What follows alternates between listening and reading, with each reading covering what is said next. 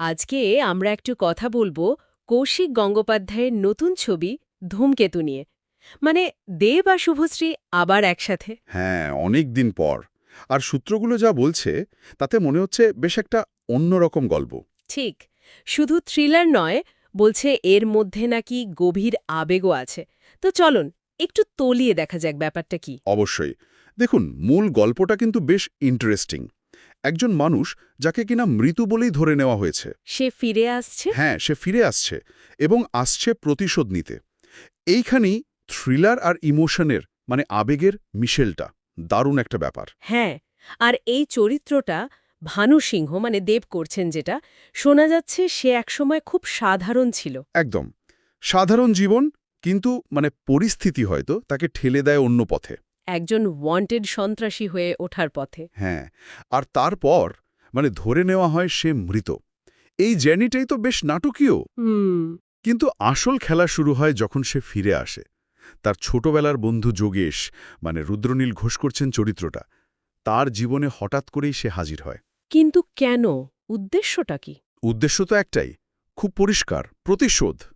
তার পরিবার, বিশেষ করে তার স্ত্রী রূপা শুভশ্রী চরিত্র, তাদের উপর যা ঘটেছিল তার বদলা। আচ্ছা। আর এই জন্যে সে একটা ছদ্মবেশ নেয়, ইন্দ্রনাথ খাসনবিশ, একজন বৃদ্ধের। এই ছদ্মবেশের ব্যাপারটা ইন্টারেস্টিং। মানে এটা কি শুধু প্রতিশোধের জন্য? সূত্রগুলো বলছে অন্য কথা। ঠিক, শুধু প্রতিশোধ নয়, আসলে এর আড়ালে সে তার পরিবারকে শেষবারের মতো দেখতে চায়।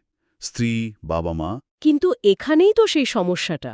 মানে পরিবার তো তাকে মৃত ভেবে বসে আছে 10 বছর ধরে। একদম। আর সেই কারণে তার বাবা মা রূপার ভালোর জন্য তার আবার বিয়ের ব্যবস্থাও করেছেন।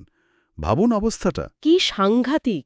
একদিকে সে ফিরে এসেছে, প্রতিশোধ নেবে, পরিবারকে দেখবে। অন্যদিকে সে নিজের পরিচয়টাই দিতে পারছে না, কারণ সেটা দিলেই সব ভেস্তে যাবে।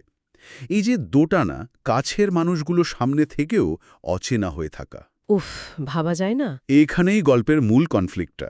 ছদ্মবেশে থেকে সে তার প্রিয়জনদের কাছাকাছি থাকার চেষ্টা করছে, কিন্তু পারছে না। সূত্রগুলো এটাও বলছে যে গল্পে ভানুর অতীত আর এই ছদ্মবেশী বর্তমান দুটোকে নাকি পাশাপাশি দেখানো হবে। হ্যাঁ, ফ্ল্যাশব্যাক আর প্রেজেন্ট।